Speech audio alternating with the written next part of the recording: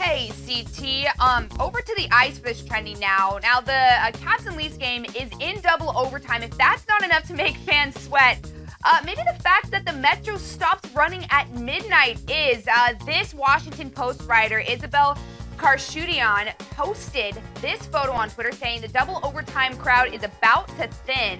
Other fans took to social media as well. You mean Uber is about to surge?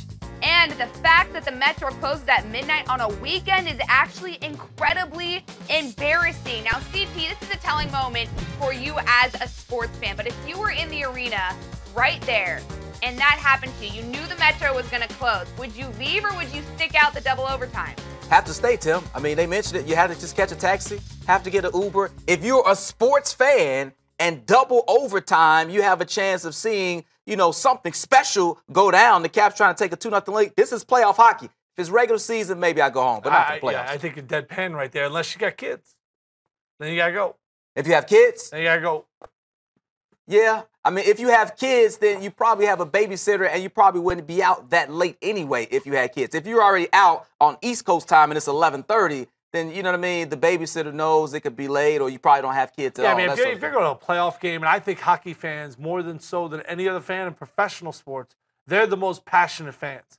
Those are the fans that stick through thick and thin. So, yeah, I guess you got to go ride or die, but the Uber's going to screw you here. That's the worst.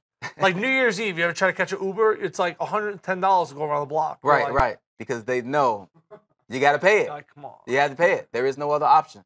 But to the person's tweet about the nation's capital, a busy area in the Metro at midnight, it closes at midnight. Yeah, but Chicago, the last Metro train out to my hood is like 12:30. It's not that much.